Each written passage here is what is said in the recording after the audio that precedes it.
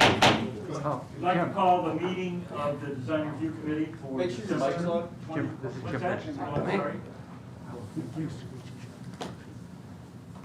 I'm calling the meeting of the Design Review Committee for December 2021 to order. May I have a roll call, please? Member Bates? Here. Member Kelly? Here. Member Deputy? Absent. Member Hess? Here. And Chair Kavanaugh. Present, here. We have the former mayor of Solvang, Jim Richardson, mayor for 10 years, I think, wasn't it, Jim? Yes. Would you please lead the Pledge of Allegiance? Try to. I was gonna say, would you please lead? Place your hand over your hearts and repeat with me. I pledge allegiance to the flag of the United States of America and to the republic for which it stands, one nation under God, indivisible, with liberty and justice for all. Thank you. Thank you. We have an agenda that's been distributed. Are there any comments regarding that or a motion to approve it as it's presented? I so moved. I'll second. Moved and seconded. All in favor say aye. Aye. Aye. Aye. Thank you. That passes. It says, minutes, or do we have minutes? We do not have minutes, if we could defer that to the next. Okay, we're going to defer the minutes till next time. They weren't in the packet, and so we'll just, we'll consider those at the next meeting. Do we need to make a motion for that? Does that require a motion? It does not require. Okay. Are there any public comments individuals would like to make to the Design Review Committee regarding items that are not on the agenda? Anybody on Zoom? Anyone in the room here tonight? Okay. So with that, I think we can move on to the first application for consideration is Natalie's Folktale Art at 1680 Mission to review some sign applications. Yes, I do have a PowerPoint if we can pull it up.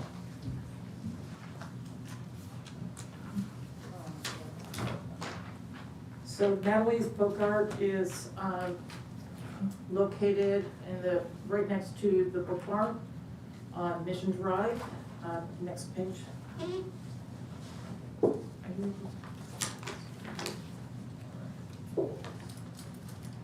So there's two signs being proposed. One is a wall sign, and then the other is a small double-sided projection sign that will be hanging just underneath the sign that says books. Next slide. What we're providing to you is a little bit more detail on what provisions there are in the sign ordinance as far as how we review the projects and the items that are being brought to us and scheduling to the DRC. So this wall sign that's being proposed does meet all of the provisions of the sign ordinance, and so we're making a recommendation for approval. Next slide. And again, just to review these items, where they're located as part of the ordinance, how they relate to other signs on the same area of buildings, because this particular building has several different businesses, so we kind of look at it in total, and then we look at it in isolation of what they're actually proposing. So, next slide. And the same thing goes for the projection sign. Again, there's several projection signs on this particular building. The books projection sign is the most prominent one, and this small addition meets the code, the ordinance. Next slide. Again, just some of the provisions in the sign ordinance that guide us on how to review both the wall sign and the projection sign. Next slide. So this is what's being proposed, and it will be located right next to the tenant that is the Hans Christian Andersen Museum. This particular business is upstairs, so it needs a little bit more explanation of how to get to it. And so we got the wall sign, and then this little local art is the added projection sign. And so we'll show that in just a moment. These are the colors, the text, the artwork that will be part of the sign. Next one. So as you walk into this little courtyard area, you'll see the Andersen Museum, and then you'll see this one just next to it, which will be in sort of, it's in a blank wall right now, and gives you some direction to go upstairs. As you can see where the projection sign is, right on the left-hand side picture, there's just a little tag on that says local art. That's what's being proposed. Next slide. This gives you a little bit more context of what's happening, particularly that lower slide shows the blank wall that the wall sign will go on. So I think it does add something to that courtyard to have the sign placed in that proposed location. Go ahead. And that's it. We're recommending approval of this proposal, and I know that Brian from 805 Signs is available for comment. Okay, great. Are there any comments? Nice looking sign. I think the sign's very nice looking. I'm assuming they're 3D signs, just like typically are and required. I think they look great. Yeah, my only question was the type of material, again, the 3D, it doesn't state that in here, is that indeed the case? Yes, and Brian can respond to you on that comment. Okay, Brian? Hi, yeah, Brian again, 805 Signs. So the sign will be HDU, just like previous signs. It'll be CNC carved, so it'll have a recessed background, raised letters, painted, clear coated, a nice dimensional sign, just like most of the signs in Solvang. Okay, And I think that you said it, that it fits everything in the design code, it's a good look, it'll fill that night area and call attention to the business upstairs.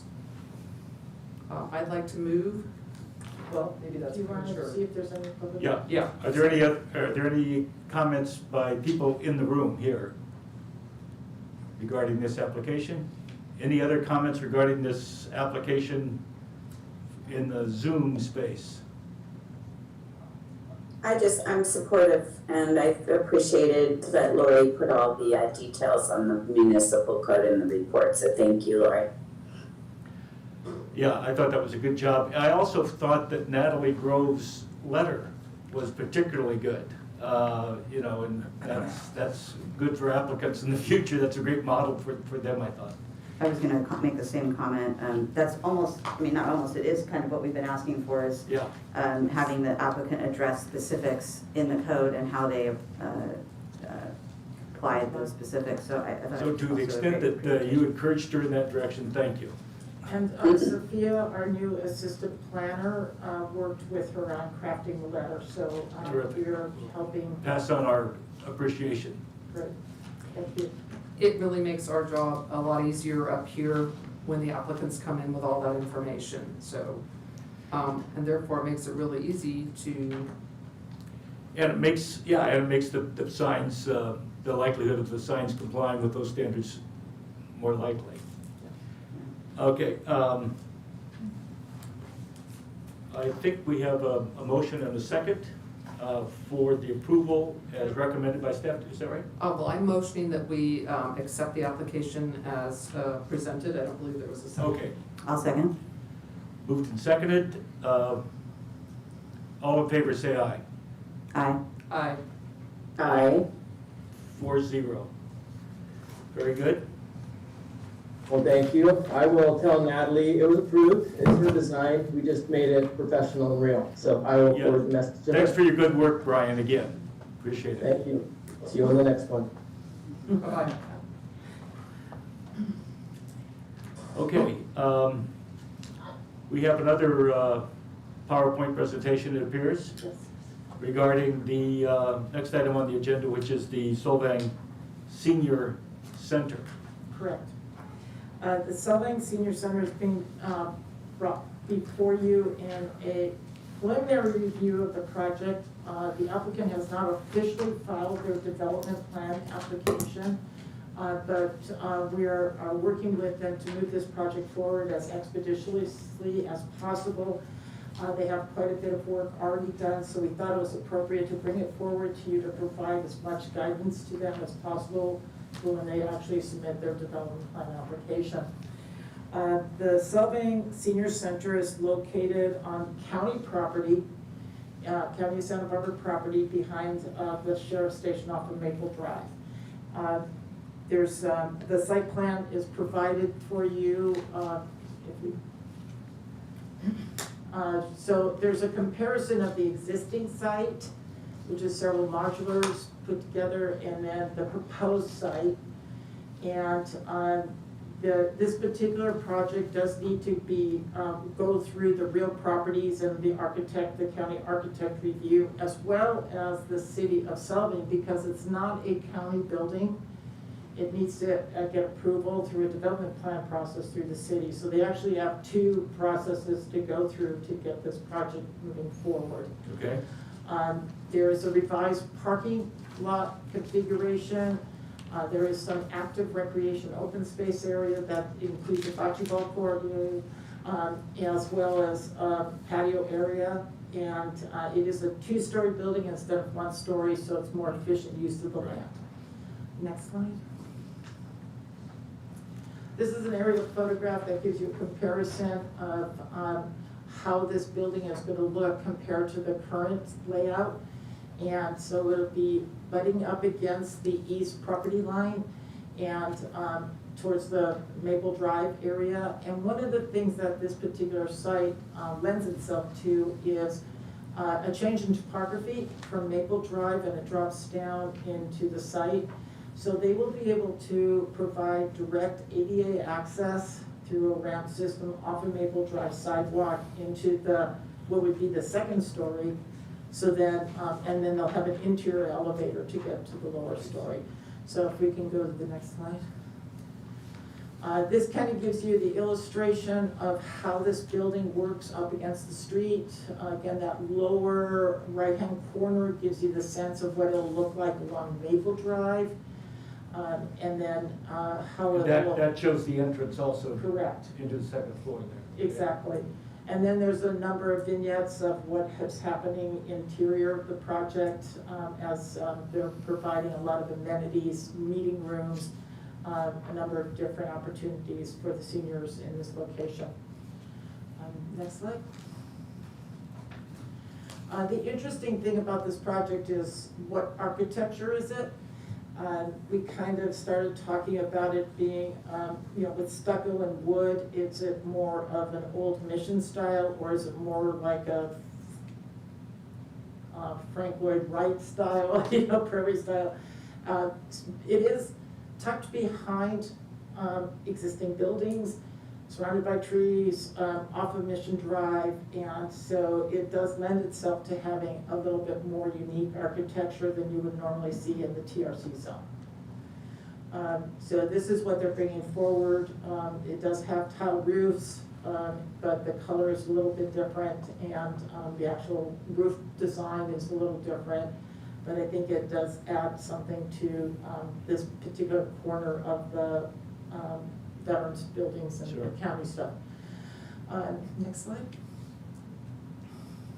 This gives you more of a graphical depiction of what's happening from each elevation.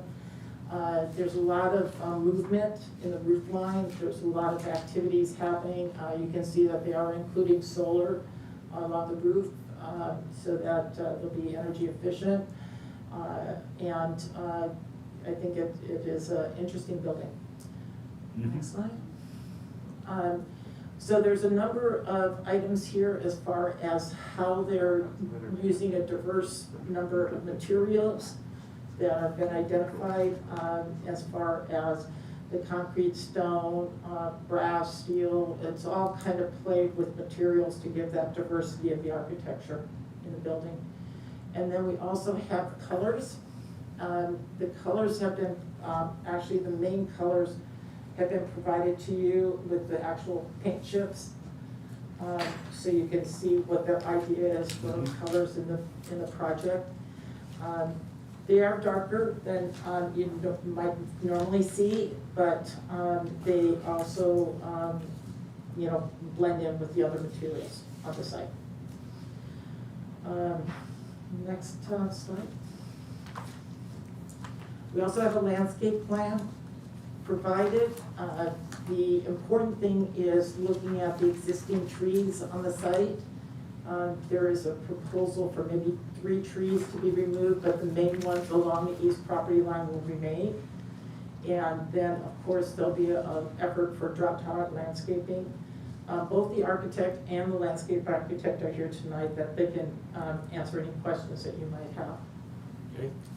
And next slide.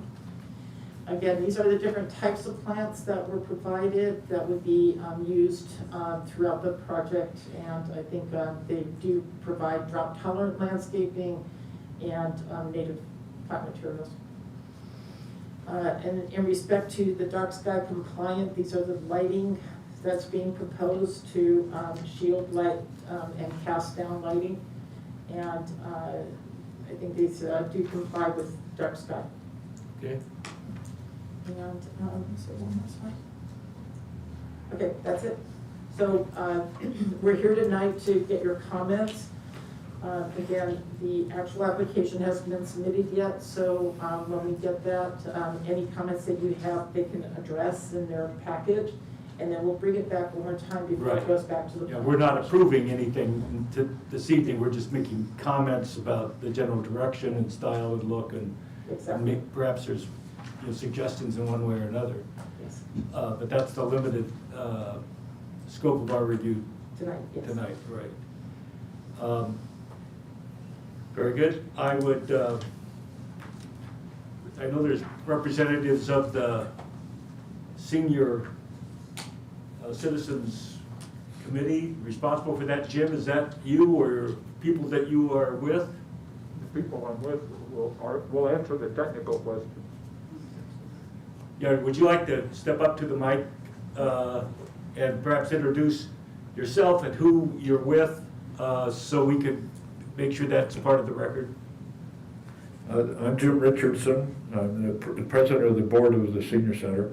I'm with some members of our steering committee, our campaign committee, and plus the architects.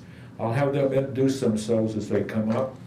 And I think that you will form questions and ask, and they'll respond. They'll come to the podium to do that. Okay, great. Okay, thank you. Jim, if you want to come up.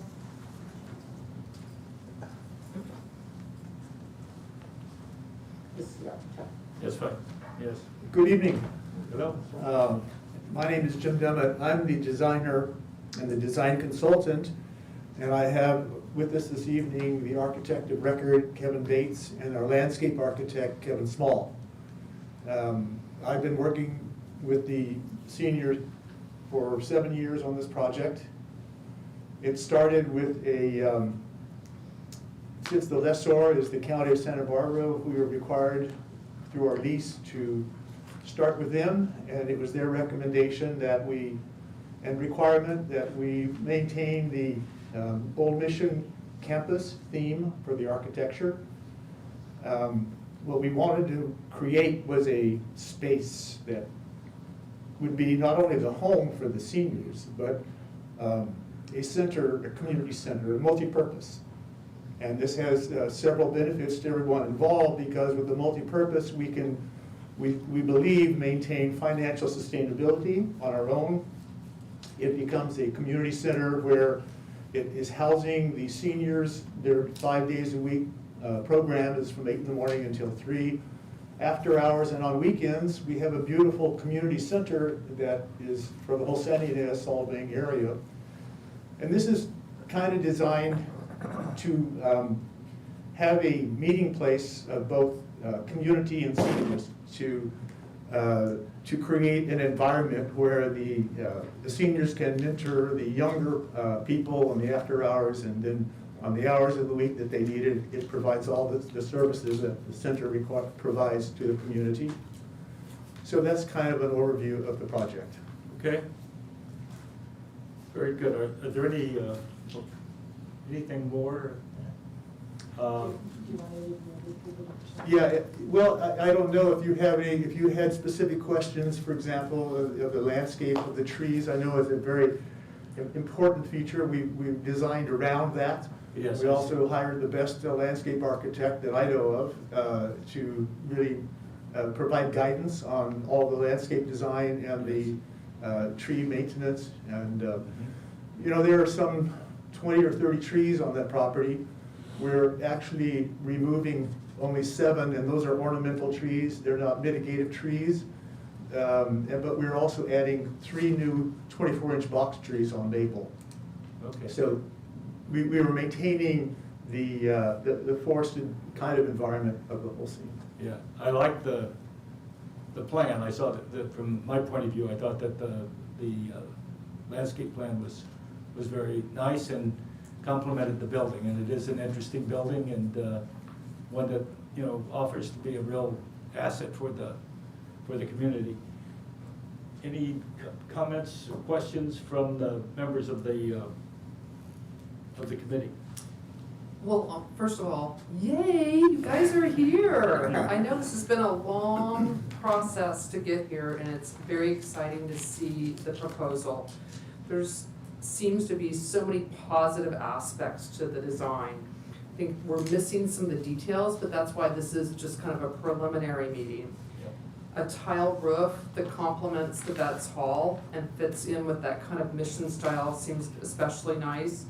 From what I can see, the way the interior spaces have the beams, again, that kind of echoes some of the Vets Hall, but in a space that seems very welcoming and warm from the renderings that you've shared. That sense of light and space, I think, will make it seem very easy to spend time in there. It's great that you're able to retain so many trees. I did look a little bit at the lighting, and our support people at We Watch and their representatives have looked at those, so compliments to all of the efforts to meet the dark sky compliance. That's very important. I do have a couple of questions. One of those is, I didn't take a real hard look at the parking spaces. Certainly it seems more of a functional parking lot area, much more attractive. What's the number of spaces now versus what's going to be there, and how does the sheriff's station's needs impact that parking area there? Right now, the existing modular units have 6 parking spaces on site. Interestingly, when we met with Robert Uli, who is the Santa Barbara County architect, and Connie Smith, who is the real property division agent, said, you need more parking. We're going to increase your 12,000 square foot site to 16,000 to provide all that additional parking. He said, we will fast track this because you're doing something, excuse me, my voice is cracking, but it's only because of my age. But we're doing something that the county would love to do but does not have the funds to do it.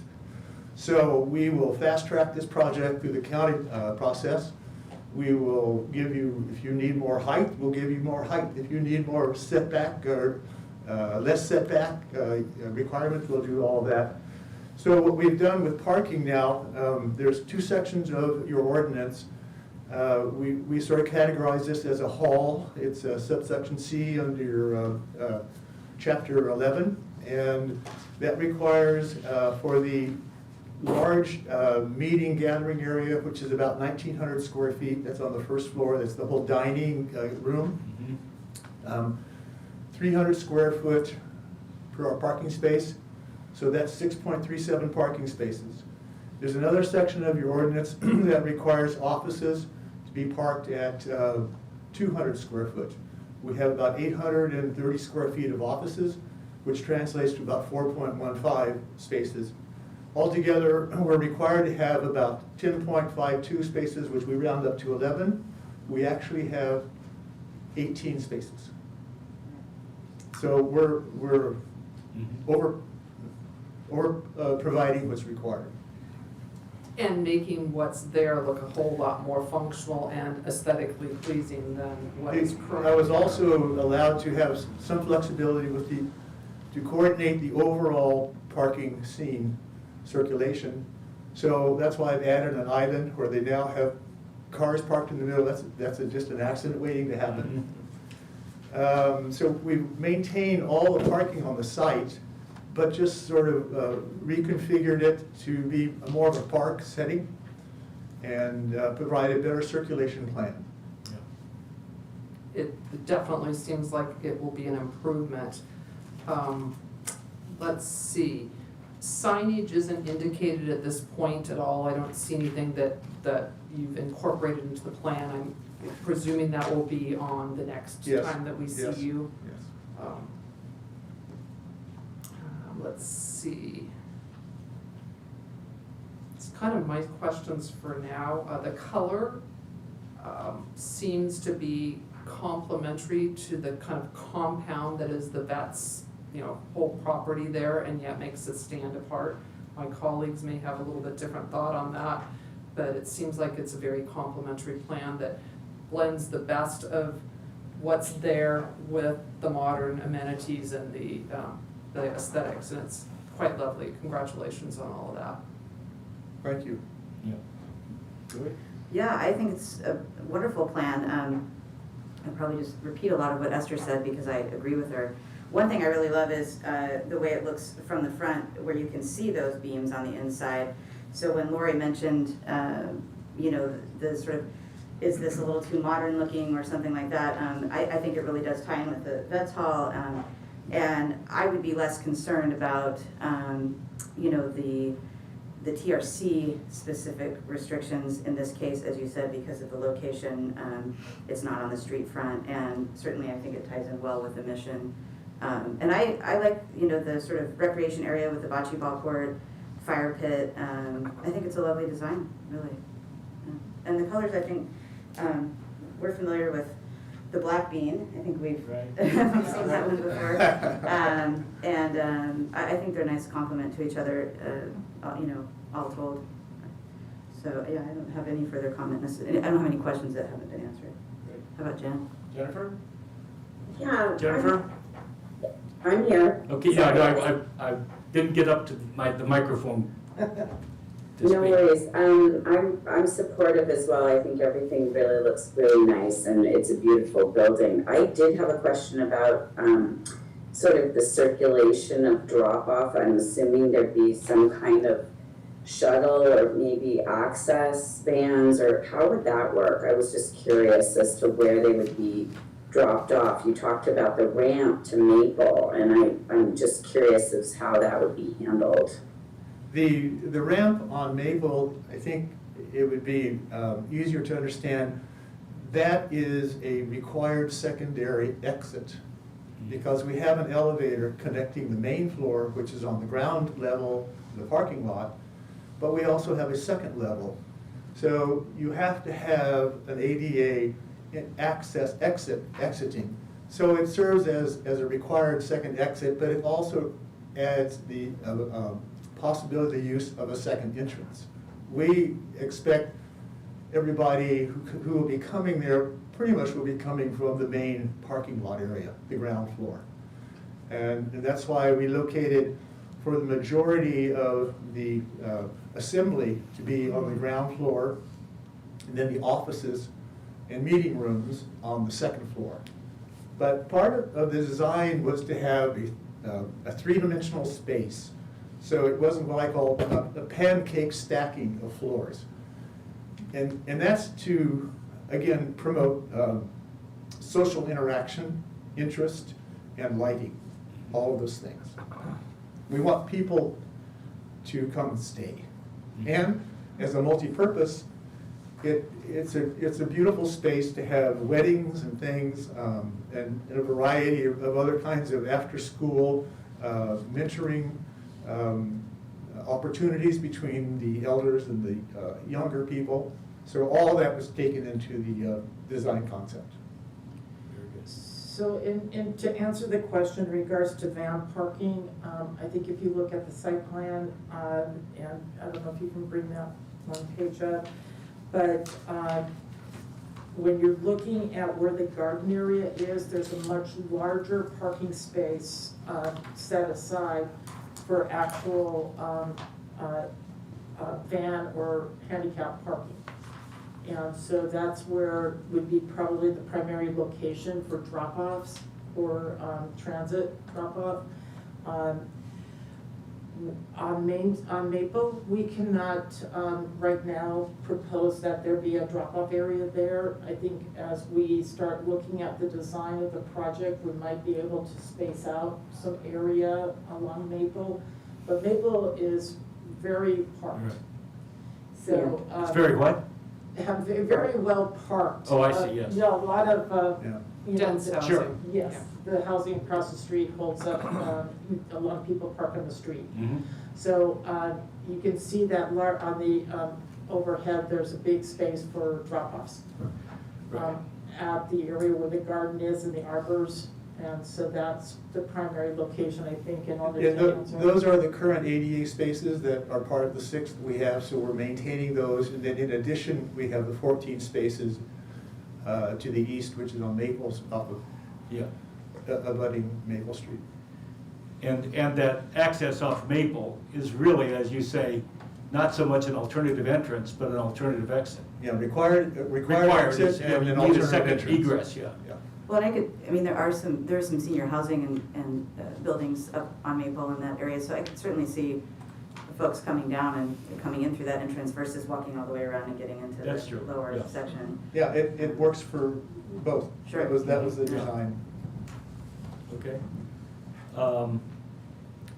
Great, are there other comments from the committee? No, Um, none from, Are there comments from anyone else in the room, first of all? Let me ask that. Actually, I do have one more Yes, question. please. So I mentioned about the parking.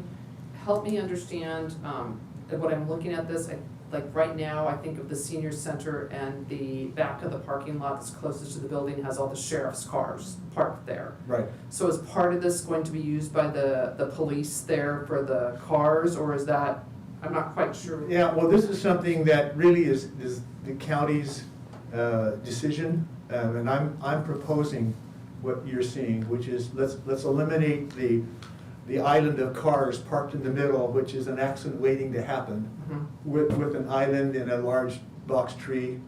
And we want more trees and not fewer, and the parking lot right now is a sea of asphalt and cars.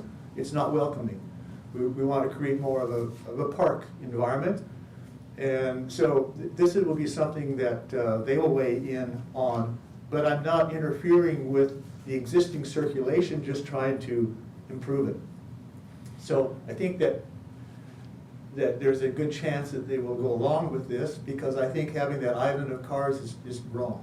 And I don't think it's really a safe circulation plan.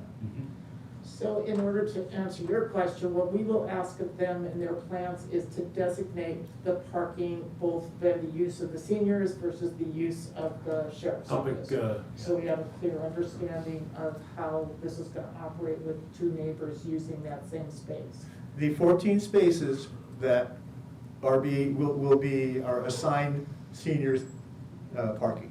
It won't be general parking, although I'm sure it will be used, but there's an abundance of parking to meet the existing community needs that is served by the parking that is not included in the 14 parking space parking lot that we have off of Maple. And again, I think it seems that there's great improvements. I was just trying to understand what I was viewing here, so thanks for the explanation. Very good. It almost looks like, to me, that it just based on your new plan, that you're really almost allowing even more parking for the sheriff, for what is currently existing as the sheriff parking, even by taking out those 4 spots in the middle. You're right. Is there like about 15 spots there or something in the new plan, or 16? Something, I'm talking about on the I guess what would be the south and Yes, west yes. side, yeah. Yes. Yeah, I think it's a great plan. Okay, great. Thank you. Let me see if there's anyone that is on Zoom room that has any comments regarding the proposal. Yes, Susan? Yeah, Susan? Can you hear me? Yeah, what are your comments, please? Okay, I'm Susan Bach, here representing WeWatch. The WeWatch Save Our Stars Committee wants to thank you for choosing dark sky compliant fixtures for your exterior lighting. We have to admit that the wall art did look a little iffy, and that you could see the light source in the picture in attachment B of the agenda. Nancy Emerson actually called and talked with the manufacturing department of this company, and they assured us that the only reason you could see the light was because the photo was taken from an angle below the horizontal plane. The LED bulb is in fact recessed. Also, at a 2700 Kelvin level, the lights provide protection for wildlife. So again, thank you for your concern for our night sky. Great, thank you very much for your comments. We appreciate it and appreciate your work and the work of your organization to review these proposed plans for dark sky compliance. Any other comments from people online? I don't think so. I think that's it. I think, So there is no Yeah, action please. tonight. This will be brought forward to you once we have the full application package in a timely manner, whether it's January or February.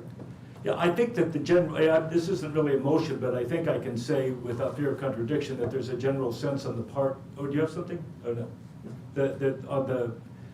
There's a general sense on the part of the Design Review Committee that we think the design as it's gone and the planning that's gone into it, the landscaping, the parking, the overall design of the building and its utilization is absolutely in the right direction. We compliment the people responsible for it. And look forward to final review of the project later on. Is that the fair? That echoes my, my thoughts about it. What a great addition to the community and long awaited.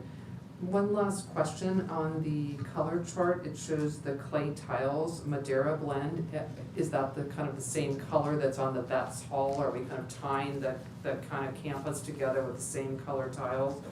I don't know enough to be able to tell that. Yes, that was a variegated color blend, so it's not just a flat, brand new tile look. It's an S tile, and part of that is because it's more cost effective for the project, but it still has the character of the original mission tile.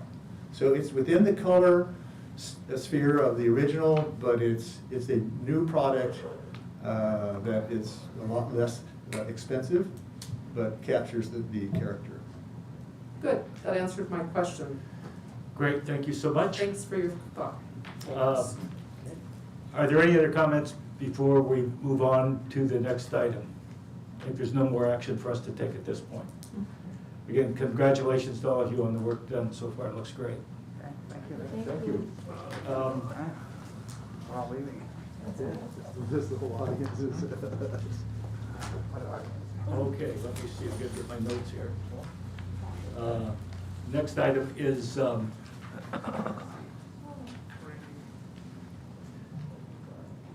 right, the next one is a TRC signage and branding Correct. presentation. So this item is on the agenda because I want to bring it to the DRC. We had a little bit of misscheduling with IDK and Cox and Marvel creative team, so they're not here to present it today. But I'd like to still take the opportunity to walk you through the presentation and get some of your preliminary input on the work that IDK has done. I have heard their presentation to me, and they also presented to the Tourism Advisory Committee and got some original feedback. So we can use this time to just get some general comments from you, what you think about their ideas. The branding concept is something that IDK was tasked with under the current contract through the end of December to to develop for the city of Solvang. So as you would recall, a couple of months ago, I want to say, we had the new logo brought to you for your comment, and you all unanimously liked the logo that was developed by Rene Karskov that went to the city council subsequently and was approved and adopted. So you're seeing here, even in your reports, in this agenda, that the new logo is here, and we are starting to use it across all applications throughout the city. And once again, just a shout out to Sophia, our newest addition to the planning division. She's our assistant planner who has been very proactive in working on all these processes and getting things going, so she's been a lot of help already. So, and speaking of applications and where we might be seeing the new logo applied, one of those concepts is how do we apply the new branding and the new logo throughout town so that both digitally when tourists are looking at Solvang externally and when they actually get here into town, how is that applied? And just to let you know that some of the TACs, as the tourism committee advice and comments has been adding some additional signage to all 4 sides of the city, so that from anywhere where you're coming to the city, there would be a new sign indicating Solvang with some kind of brand of this kind of logo applied to it. So I'll just walk you through some of the applications that, and obviously I'm not the marketing guru here, so they will come back to you for the final approval, but I'll try to summarize. So this is a look they did of the reverse white on the dark of that logo, specifically for application to the solvangusa.com application. So this will be a logo that will appear throughout that website on the blue background with some as a white logo. So these are different applications. The Danish capital of America, on the left is a little bit hard to read. So there's a version for smaller applications on the far right where we would just simply elect not to use that for certain applications. This is a color palette that IDK's team has developed. It's a little bit different from what you saw originally in Rene's presentation. So Rene's presentation was beige, kind of looked a lot more timid, I would say. So IDK's team has added some color, especially that orange, which is not the primary color, but it would be a supplemental color that's added to all of the color palettes. This is just some patterns that they developed, and essentially what their pitch is for these patterns is that when you see it applied to larger applications, it gives it just a little bit more of kind of historic, older look rather than really, shiny, modern look. These are just different typography that they're suggesting to use throughout the websites and different applications. And then this is the website, and as I mentioned, they will be using this white on blue, and the blue color here is taken exactly from Rene's proposed logo that was adopted. So they will be updating all the pages of the Solvang USA with this consistent brand. And we, on the side of the city for our website, will also be following the same color palette once we have everybody agree on it. These are just some of the ideas that IDK developed for signage, for the banners. They're using this kind of triangular pattern or design, which is taken really from Rene's the logo and the fine detail of it. So they're just kind of expanding that detail and making it a little bit larger. And this is just an idea, it's not really anything that's agreed to be implemented, but if you could do like a city pass or different applications to where you can just see how the color palette would look on them. Once again, just a look at that on an iPad, for example, or iPhone application. And then the last item here is a visitor center interior design. That is something that is also under the current IDK's contract. And we did receive some comment from the TAC already, so I look forward to getting your comments on this design. So part of the work product under the current parking contract is to essentially renew the interior of the visitor center. But IDK's team went ahead and also kind of created an idea of how to make look improvements for the exterior of the center. So definitely looking for your input on whether that's the right direction or not. So this is what's proposed to be kind of the new look for their exterior. So this is very clean white with black. It's something that the team came up with, and then you see a potential application of the logo as a sign applied to a wooden type of surface, or at least wood-looking type of surface. And then they went through different materials that they're suggesting, so kind of a modern, natural wood, white and black type of furniture that they're suggesting.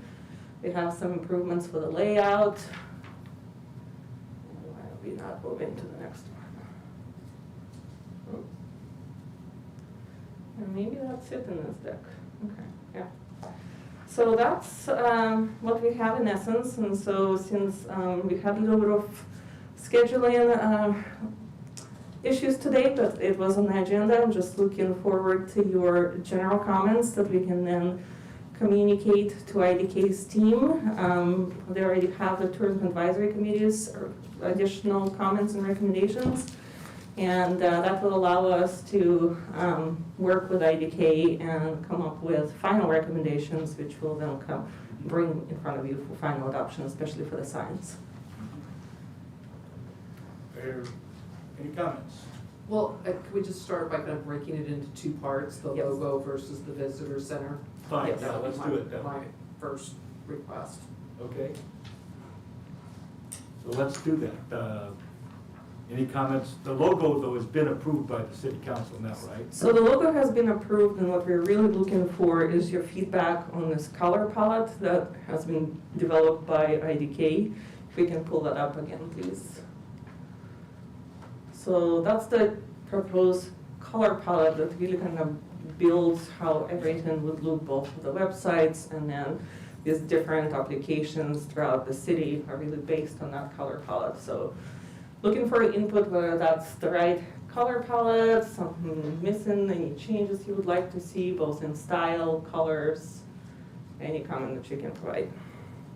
Could you back it up to the one that has the bigger blotches of color, the color palette page? There, yeah. My first question is each way we look at colors, they're a little bit different. So is what we're looking at up here on our screen a pretty accurate rendering of the colors versus what we see in our paper? And maybe you can't answer that.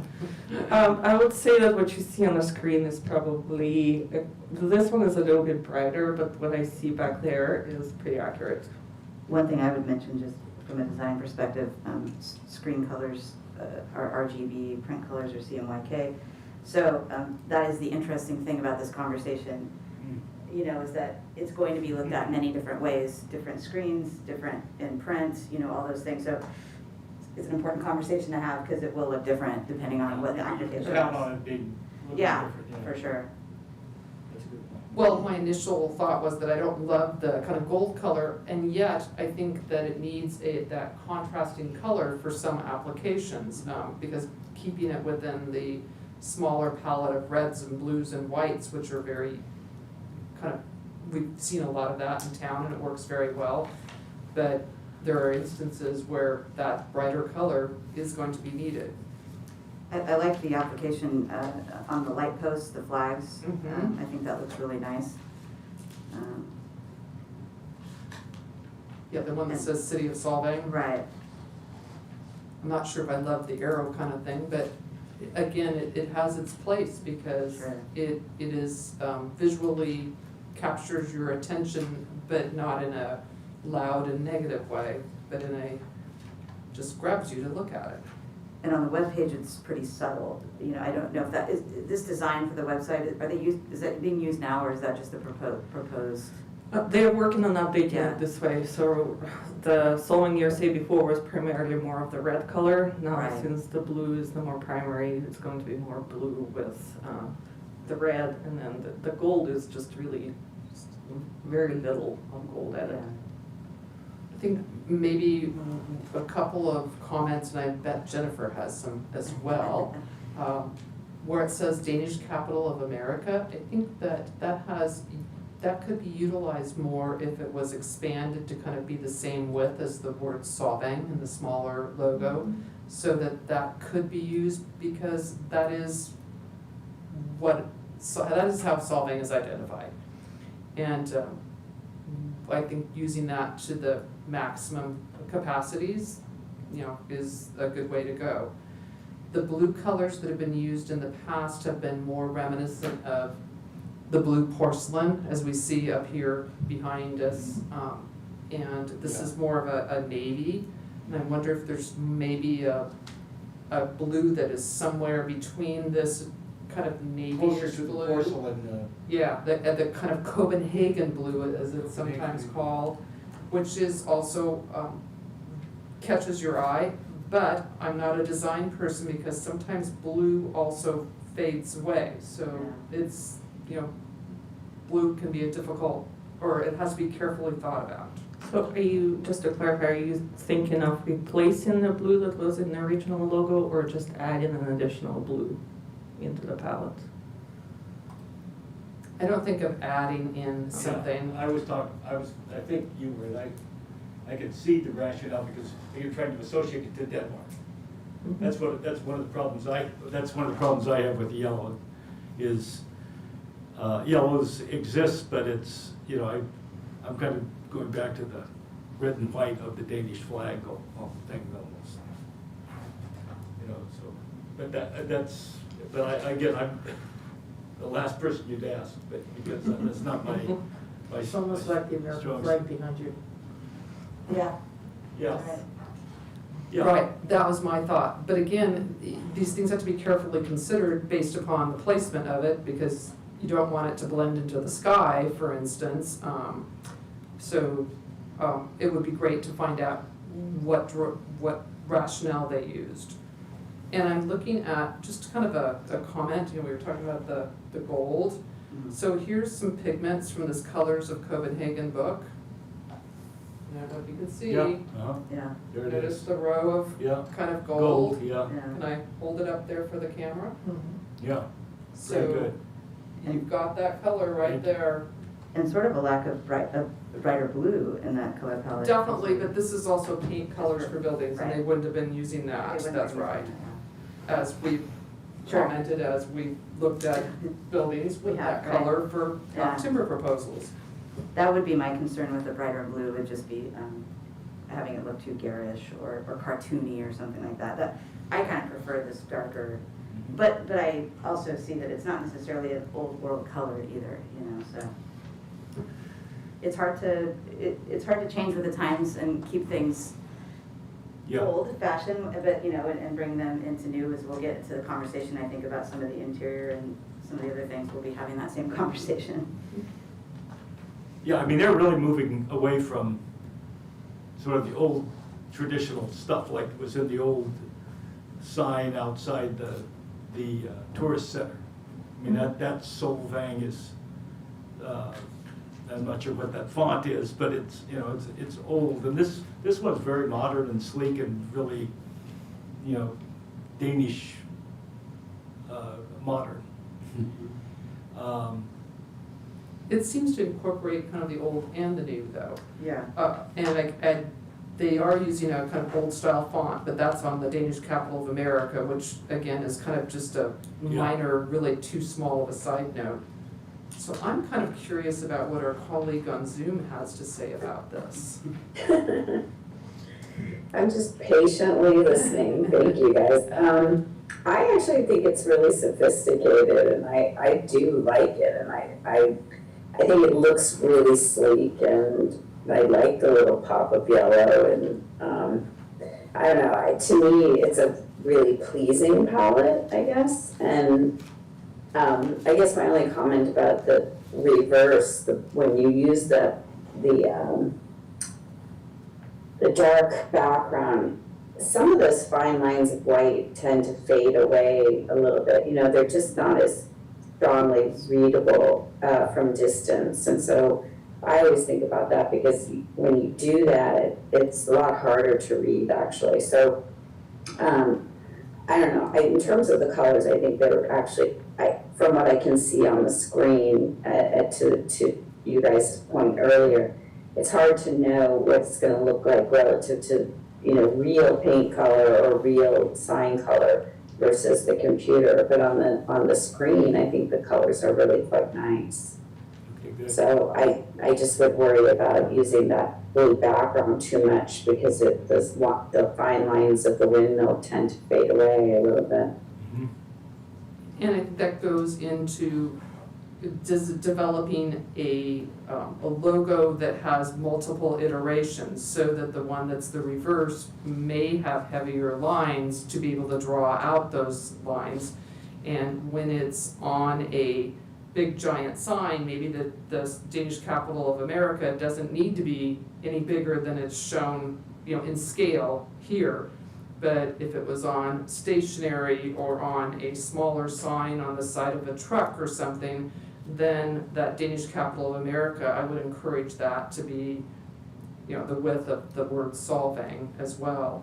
I do like the pop of red. They don't use that in the reverse, interestingly. There's no red in that, it's strictly the blue and white. Often blue and red together can look Sure. almost like Body. make your eyes look weird, almost like if you were looking at a 3D image without 3D glasses on. I don't know if that's the case here, but I have found that to be the case. And so it's possible that they may have said, oh, let's try that and see what it looks like, and it looks too just weird to the eye. Maybe it just disappears too. It might, yeah. Because there's not enough of a contrast in the bright and Yeah. the dark.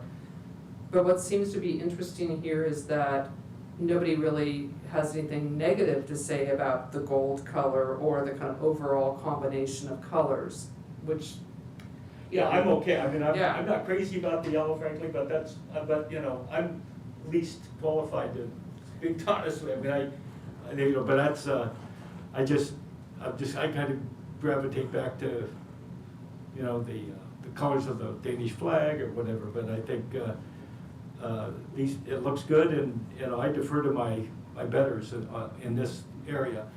One thing, two things really, this has been approved though by the city council. Because one thing you could pick up some space and say America's Danish capital instead of Danish capital of America. I mean, it's just, the other thing is capital is spelled wrong. Should be CAPITOL, I believe. I think it's AL on this application.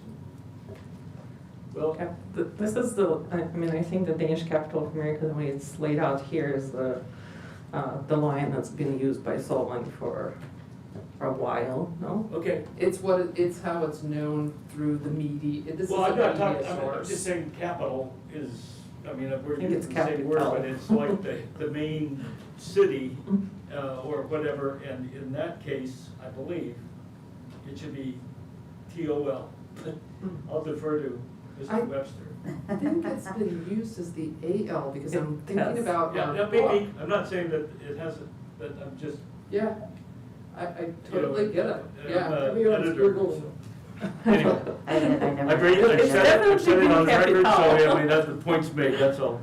And I know it's been approved, and so, Well, I think one comment I would say that the city council definitely received your recommendations when they Right. approved it. And for example, the blue color was really a color that Rennie had chosen, and it was, I think, also chosen by his team of designers as part of the color palette that he had, and it was a slightly different color palette. So IDK's team took that blue color as kind of a given and Yeah. played with it, but they can definitely do a little bit of research if a little bit of tweaking of that blue would work. Yeah. And I really would defer, my opinion is that I would defer to them as to the proper tone of blue, because again, it could be that all of a sudden with a bright blue, a red, and the yellow, that now you've gone from being sophisticated to being just kind of loud. And, there's a line there, and they're the ones that are aware of that. I think the patterns are interesting. Mhm. I do too. The one slide where the flag was on the city light pole, you could actually see it on the screen better than we could see it on our thing here. And I really like that, you know, as you said, just to give sort of a Yeah, you really can't see it. less modern or less, you know, sort of bright, solid. And in the map directory, they've got it kind of, that same type of pattern, then it goes along down the side. It might be hard to see, Patrick, from your. I see what you're Yeah, on the other Yeah, side. I like that. too. Anyway, I I think like the patterns it's a nice a lot. addition. I think that's just Yeah. a notch up. Yeah. And I like, I don't know what the word was, Jennifer, but was it sleek or something like that on the design package, so Yeah. that's good. Okay, I'm not as enamored of it in the city pass, which is of course just a conceptual idea for a kind of wrist bracelet. That seemed almost a little too busy, but I like the color palette. I'm not sure about the number of designs all integrated, and I think it's almost a non-issue because there is no city pass. Yeah, but those are good comments to have, so, you know, they're really looking at what's liked, what's not liked, and in the new designs to new applications, they will definitely take that into consideration. Because I could even see on that there could be room for a reversed windmill on there even. Yeah. You know, rather than the kind of arrows or triangles, for lack of a better description. On the wayfinding, the map directory, I find that to be a little too modern looking, and maybe it's, I mean, you know, this is obviously just like a very small kind of prototype, but it doesn't really say old world Solvang to me. I think having a wayfinding or a map directory is important, but I would be looking for something a little bit less modern, I think. It doesn't remind me of the signs that we generally approve. Yeah, and that was my original comment to IDK as well when they first presented this, to me, that it was pretty sleek and modern. That's why Yeah. they came up with this interesting idea of adding the patterns, which I never thought they would do. But I would say that, you know, some of the Tourism Advisory Committee advice has been similar along the, Yeah. maybe just slightly a little bit modern and look at the blues, basically. yeah. Yeah, it looks a bit like a mall directory, you know. I would agree with that. I think that it is important to have it blend with the environment in which it's placed.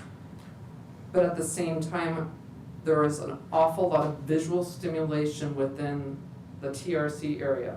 There's things everywhere, and sometimes less is more, especially in getting your attention.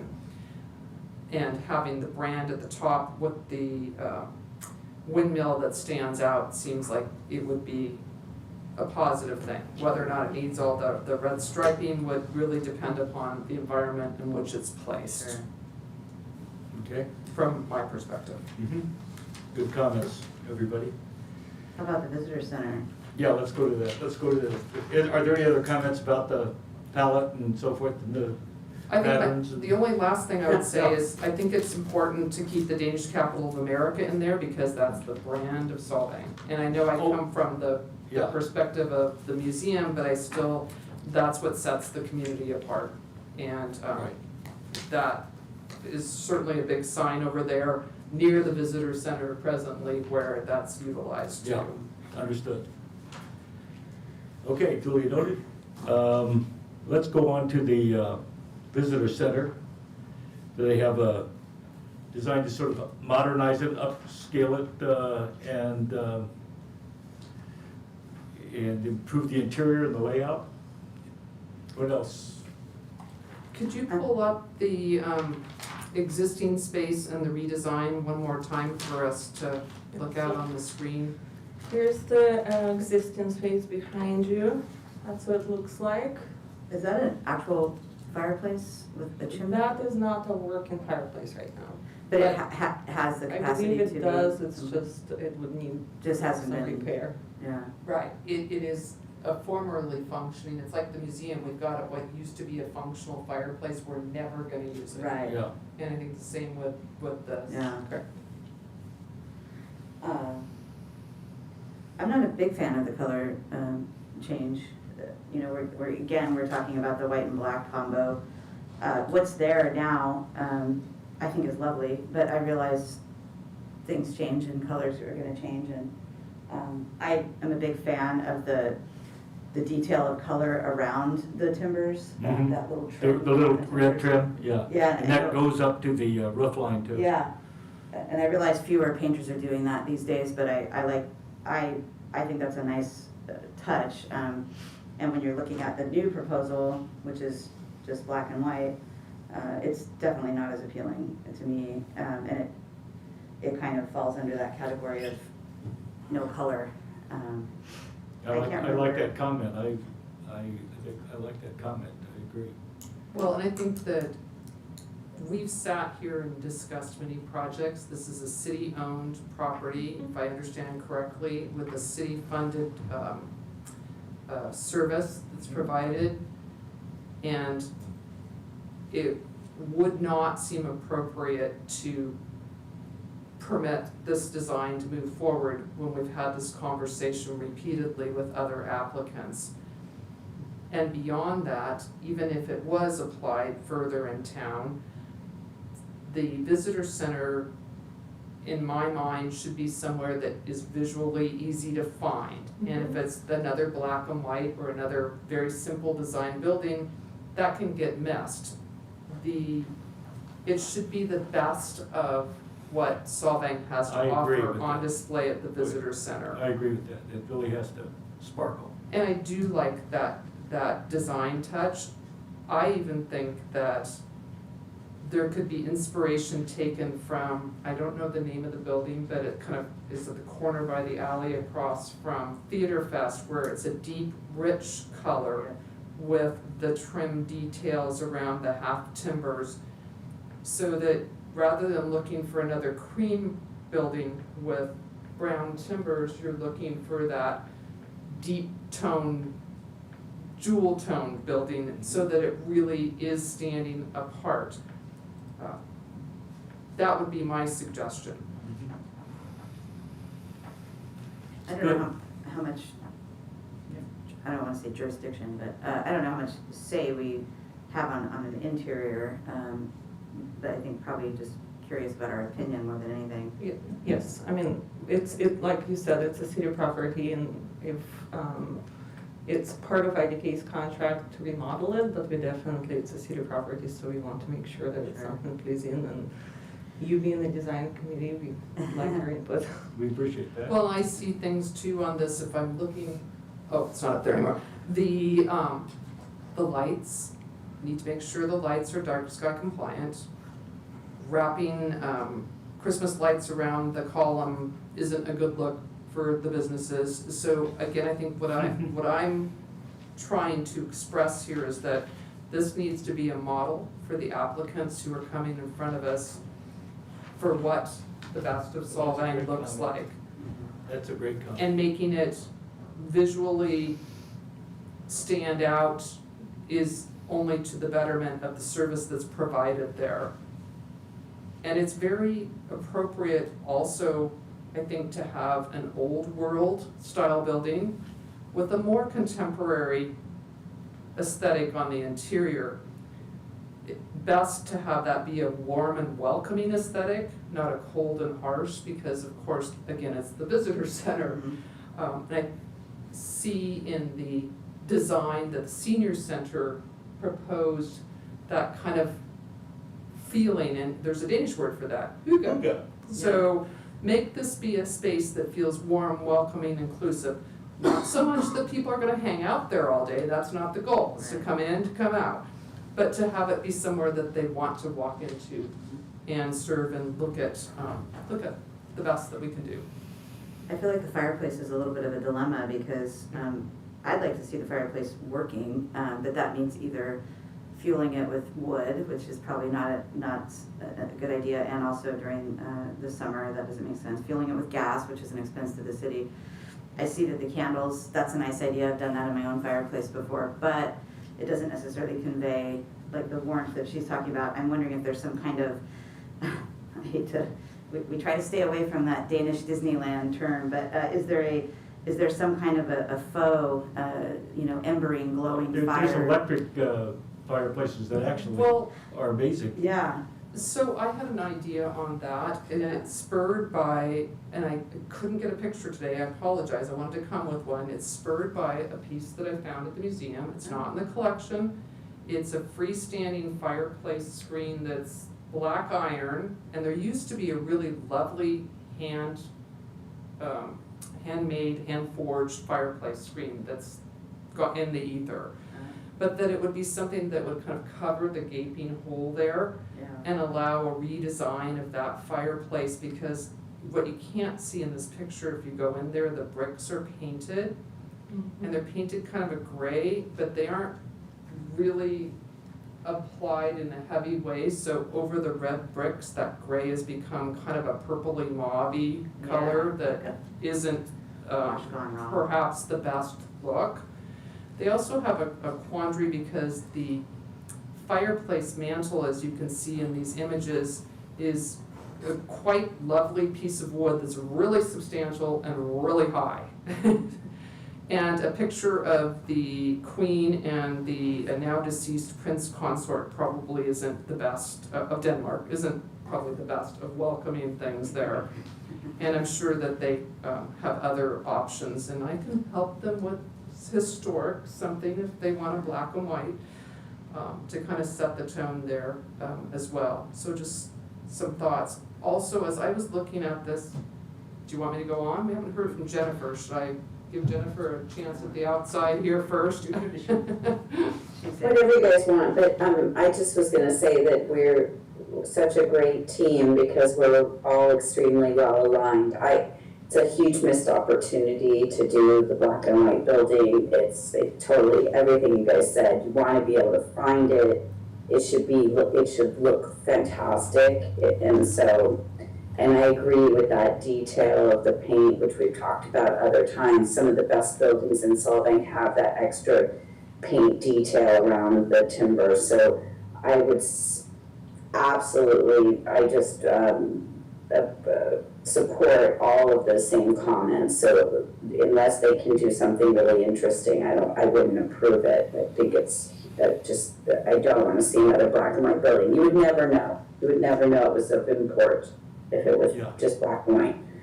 And then the only other thing I would say quickly about the interior is I also agree with everything you guys have said. I feel like also painting it out to be so severe would be a mistake. And it needs to be a little bit more eclectic and a little bit more thoughtful in terms of maybe a mix of old and new. And those types of environments are more successful than necessarily being so severe and going one direction. And I think Esther's idea where she was headed with some historical pieces or some cultural artifacts or things that have interest or importance to the city that would be, you walk into these things and you should have something that you learn in there too, not just, four walls and some pamphlets. So I support everything you guys have said so far, so we're all good. Thank you. I would comment on the sign. The sign as it is existing today, the way that Solvang is written, was that ever was that a logo that was being used? Yeah. That was actually the logo. Yeah. So if they were to incorporate the new logo, I think that a different side, I don't really like how the logo sits on such a wide sign. Not that we would want to necessarily lose the sign space, but could they reorient the sign shape so that it's more in the shape of the logo, and maybe they get a little more square footage to make a better impact. It is kind of sad to lose that font, that old Solvang font, but it is part of the rebranding, and overall I'm in support of the rebranding. So my suggestion would just be that rather than just plopping a logo on, to actually design the sign around the logo. Concur, and that sign there, the back of it still says Falsgraf, which used to be the building at the corner of Fifth and Copenhagen, and it's kind of a sad sign. On the interior spaces, I would encourage them to do something to bring out the kind of natural, warm, organic feeling of the beams in there. That might be kind of difficult because it appears that rather than being stained, they've been painted. Yeah. And making the fireplace a focal feature seems lovely. In that tiny, tiny space, black seems difficult to work with. I wouldn't necessarily advocate for that. But one thing I was looking at, and I don't know if this is even possible, the brick floor in there is problematic.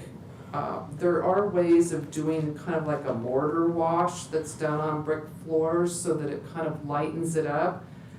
I don't know what the longevity of that is in a high, foot traffic area. But I think that there's potential, at least they might want to consider looking into that, because the one thing that the Danish aesthetic is known for is being light colors, light woods, lots of natural light when it's available, and of course kind of minimalistic. And I think that there's a lot of cool things going on here that could be played up and make it really nice. The natural kind of wood finish that they're proposing for some of the cabinetry seems like a really good choice rather than being just hard white. That's more contemporary. But in Denmark, you do walk into old buildings, and they are contemporary inside. Also warm and welcoming. I think that goes both ways. And then rather than doing the red chairs, I know red is a really nice pop, I would suggest doing something more like one of the reproduction chairs, like the Wegener armchairs, which are easy to obtain. They're not expensive unless you want to buy original, then they're really, really, really expensive.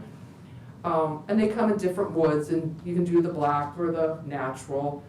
I'm not a designer, but we have these at the museum, and we found they're really good because the people that want to sit down are also often the people who have more challenges getting up.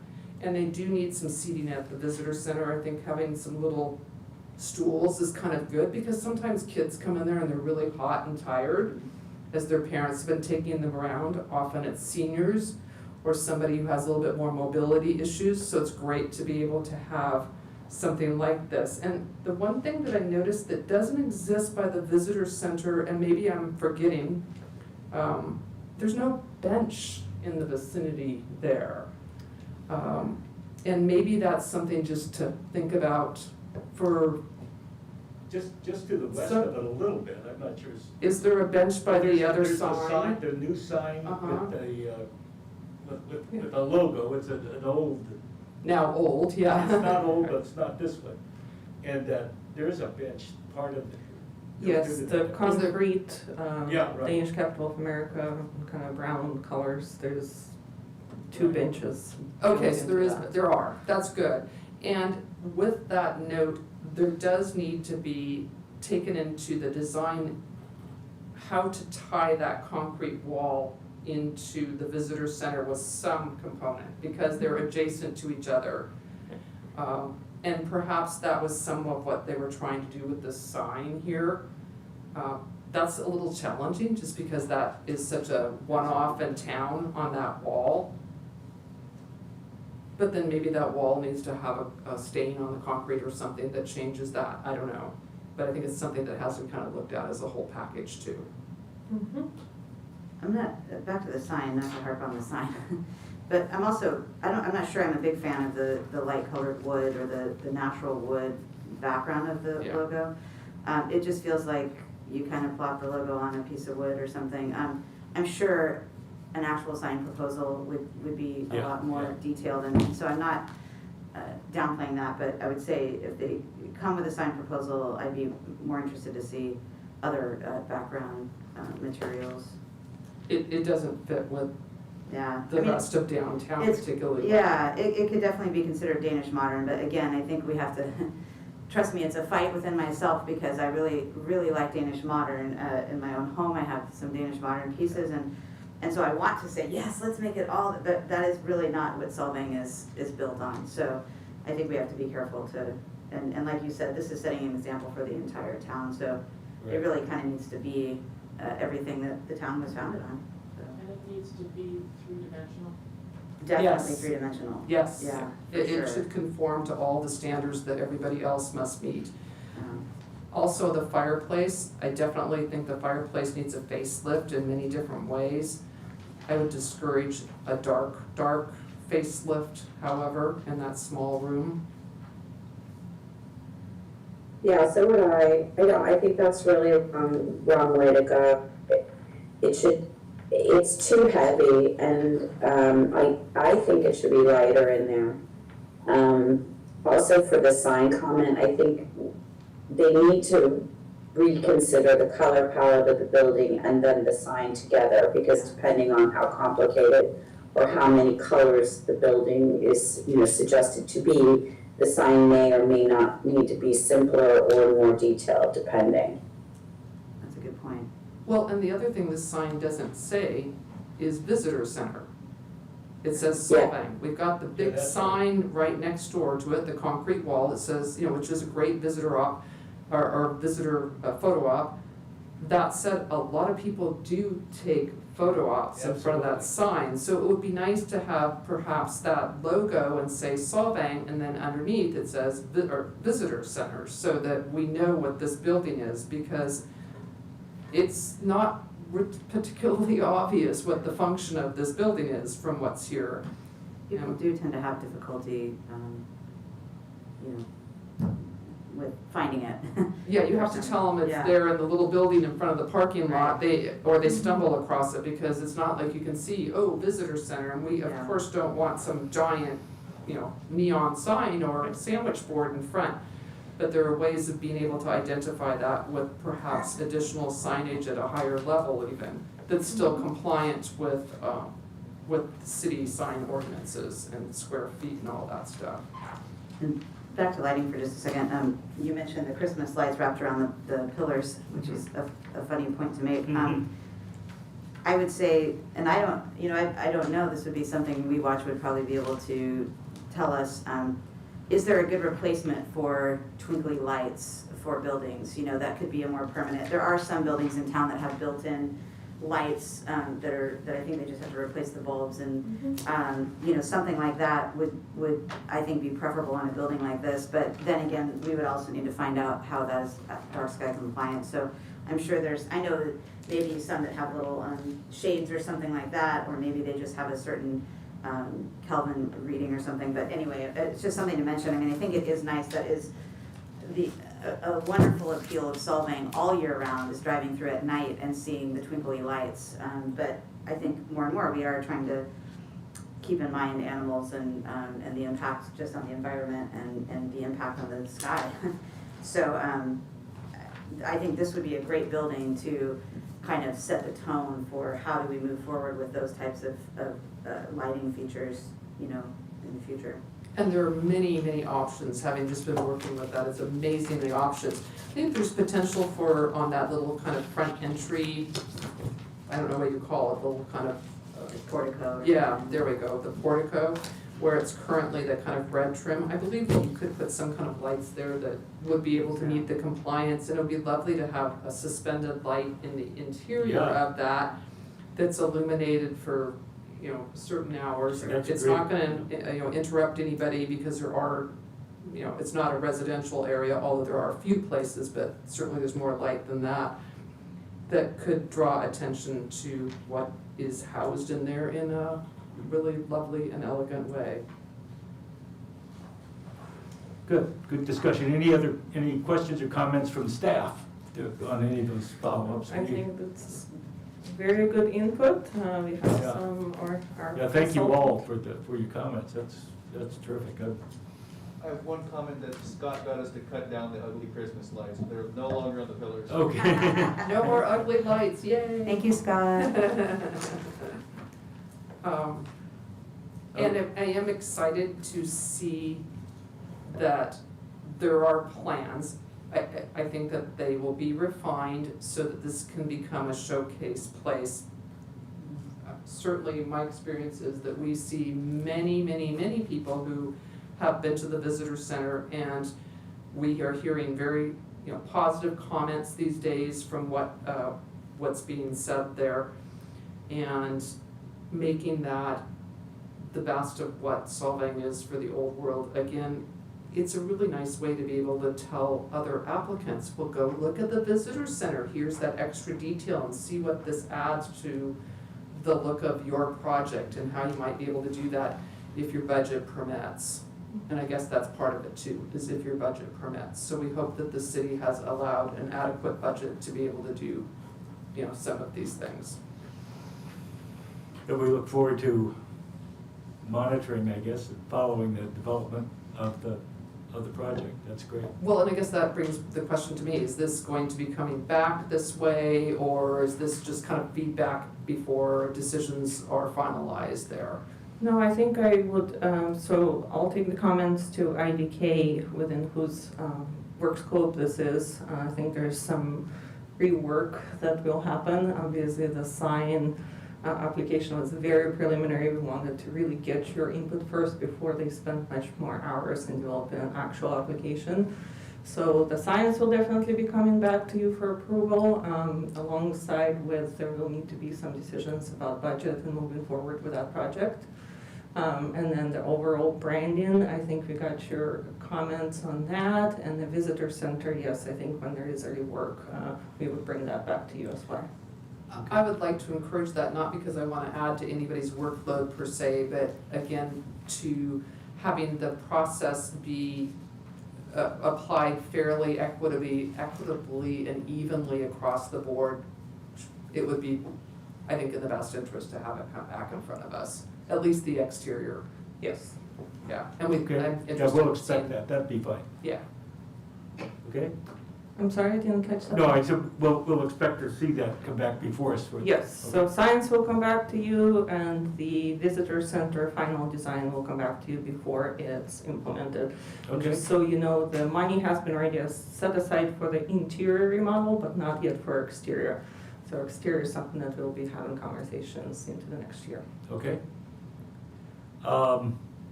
Any more on this topic? Well, there's another item under item 7, which is revised calendar for 2022. Lori, are you going to speak to that? Yes, thank you. The calendar's been brought before you for next year.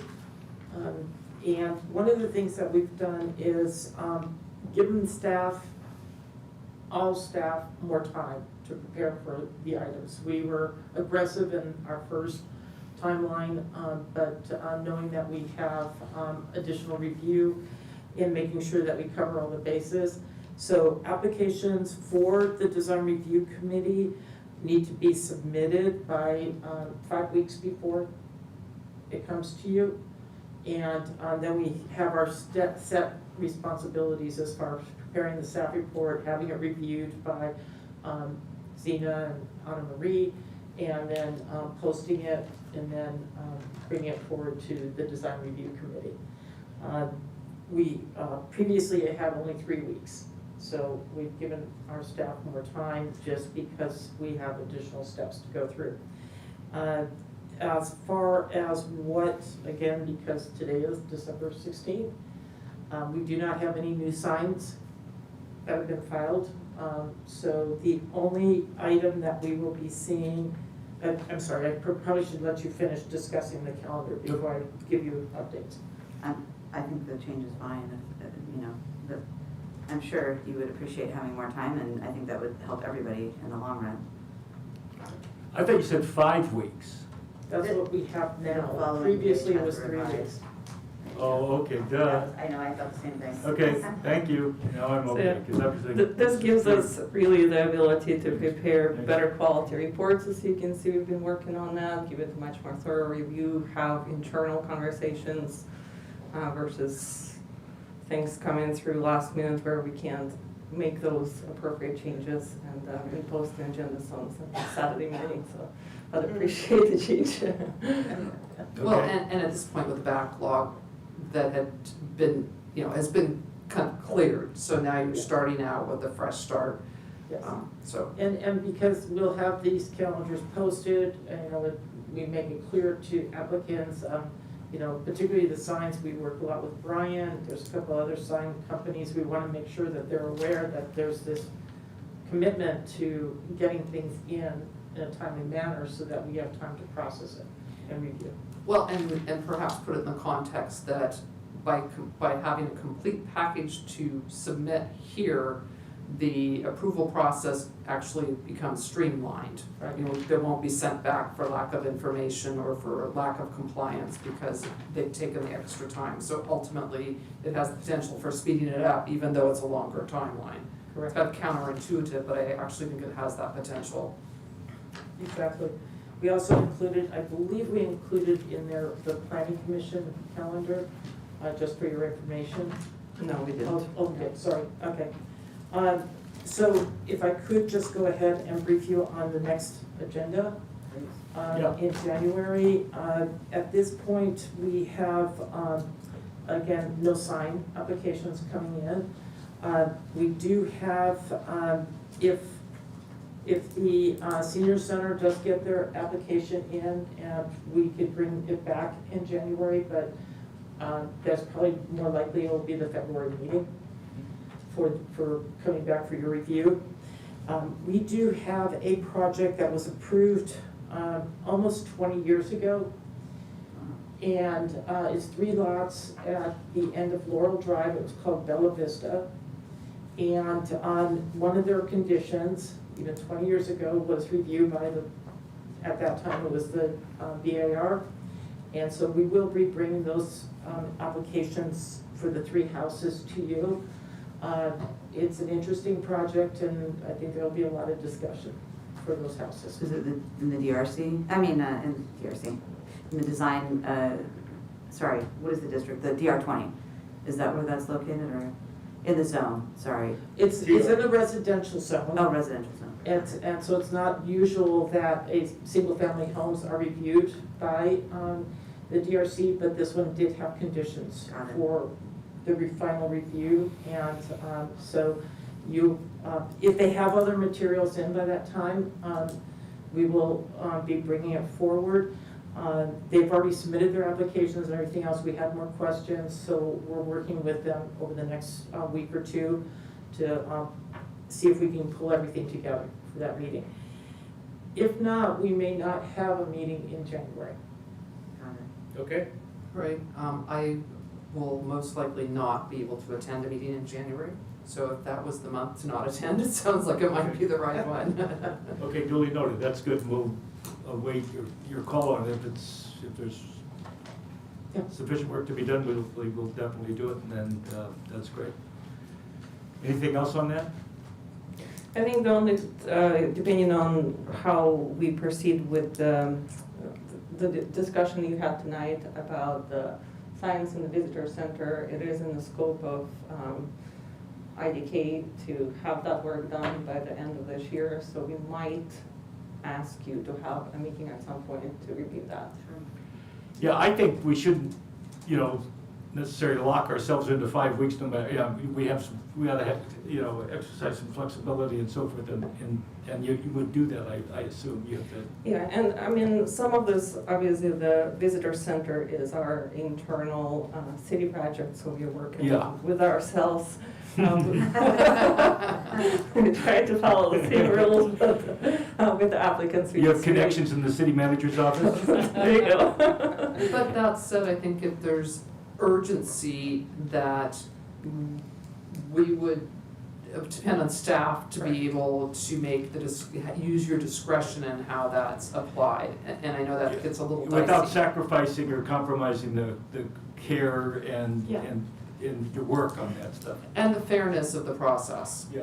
And what we've done, particularly for business signs, is, we definitely use discretion there because we want new businesses to get their signs up and encourage them, rather than say, absolutely, it's 5 weeks, you can't get on this agenda. So it just really is, working with them. Okay, great. Thank you. Okay, absent further conversation about the, those two items of the planning status and revised calendar. Are there any committee members that have comments at this point?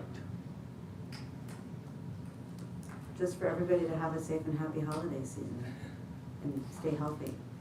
I have one question that I want to ask Xenia, and that is just to bring us all up to date on the status of proposed amendments to the city code. We had quite a bit of our time last meeting was spent on this draft.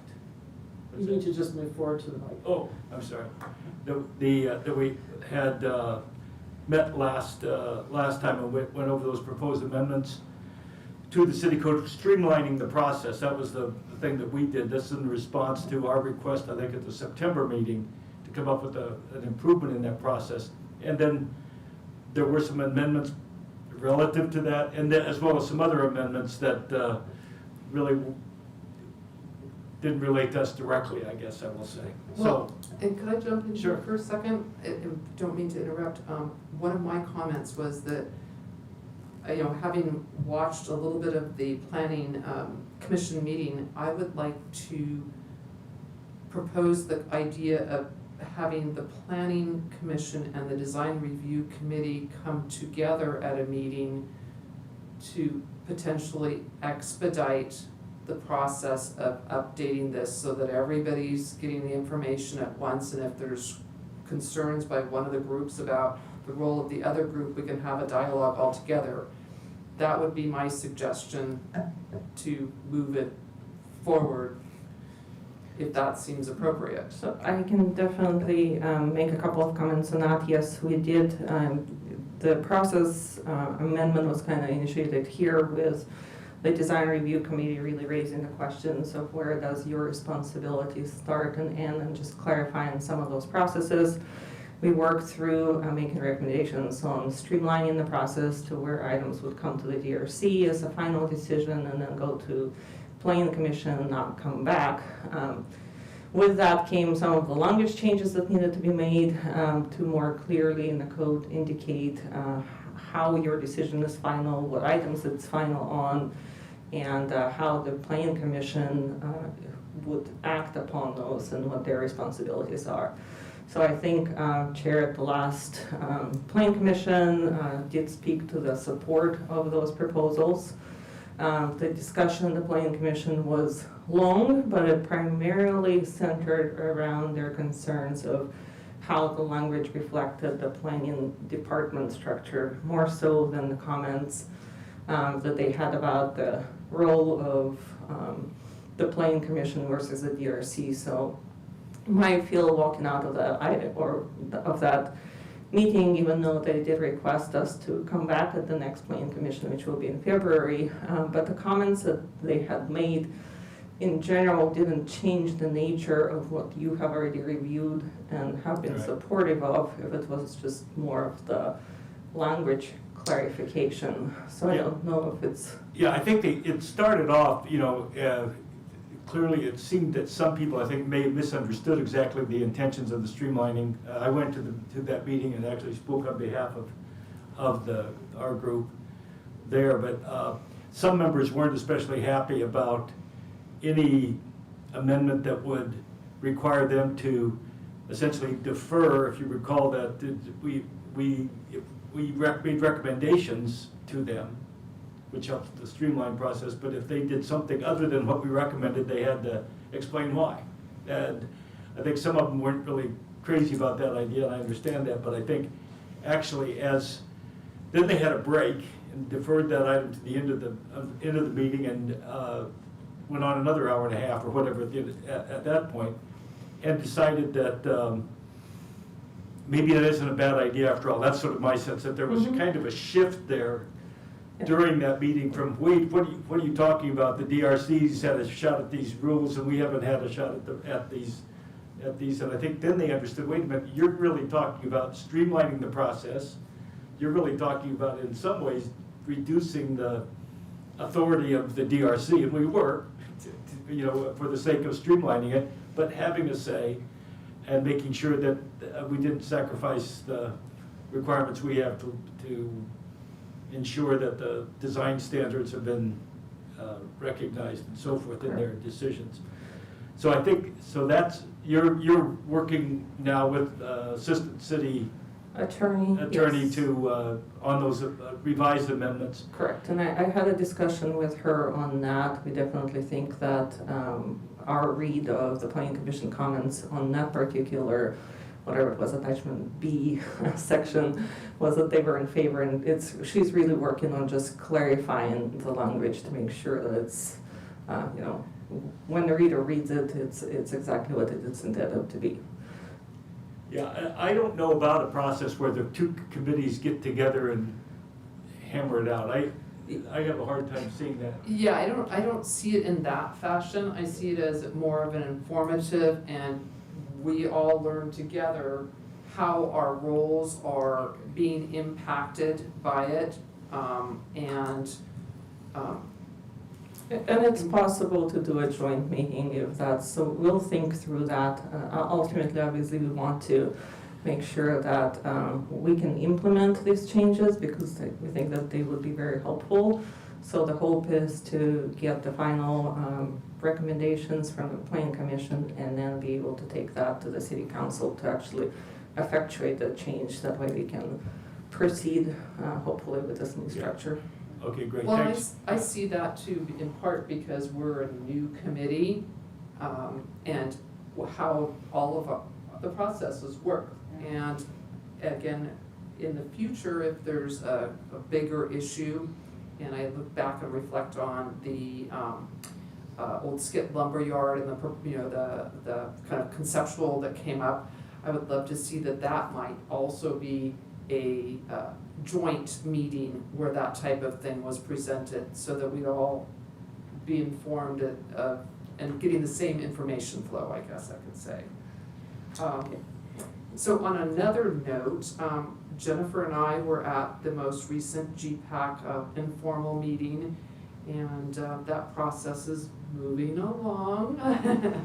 And there'll be a public meeting January 9th. January 13th. Okay, January 13th. Seen anyone to give the details on that? So yes, once again, reminder, and yes, we had an informal meeting.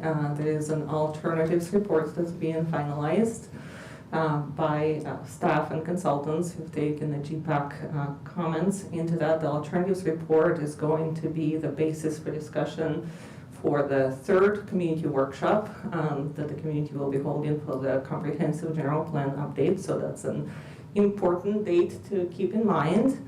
It will take place on January 13 at 6 p.m. So it's a Thursday evening. It will be in-person participation only because of the way that the workshop is structured. It's really structured to have interaction in the workshop stations type of environment and really have a close conversation about all the topics. But it essentially looks at 3 different alternatives, which are the status quo, some change in terms of the land use and the housing options, and then bigger, greater change. With that, we'll have some discussions about the alternative transportation, creating something like permanently closed Copenhagen Street or some other alternative type of European plaza. So some of those concepts will also be vetted through this process. And of course, we invite everybody to participate, the entire DRC, all of the committees, and all of the community members. We hope to see good participation. Zena, could you confirm the location? Is that the Vets Hall? It or a will be at larger the Vets Hall, facility? correct. Yeah, right. The large hall. And what time did you say? On the 6 p.m. January 13. Dinner? Perhaps we can entice people with snacks and refreshments. And on the GPAC note too, even though this was an optional workshop, I think 13 of the 15 people were there. So it's a pretty dedicated group of people. And I'm impressed with how our committee, my colleagues here, everybody comes really well prepared, and GPAC has been a good collaboration of the community members, and they come with a lot of dialogue too. Good. Yeah, that's my comment too. I just think after, we haven't quite finished our first year here, but this is the first end of our first calendar year. together, and I want to express my appreciation to the members for being prepared and for being so talented and articulate and considerate of the process that we're in, and want to thank you all for all of your good work. Also to the staff, I appreciate all your work during this first year of the newly constituted, I guess it's not even newly constituted, it's a new design review committee, but I want to thank you for that. Are there any other city staff comments? Just appreciate all your input, and happy holidays, and Yeah. I'll see you next year. Yep. Happy holidays to all Happy of you. holidays. Jennifer, happy holidays. Thank you for joining us. Happy, healthy new Thank you, year. Beth. I hope you're feeling better soon. Yeah. Thank you, everyone. We'll adjourn. Appreciate it. Appreciate your dedication. Thank you.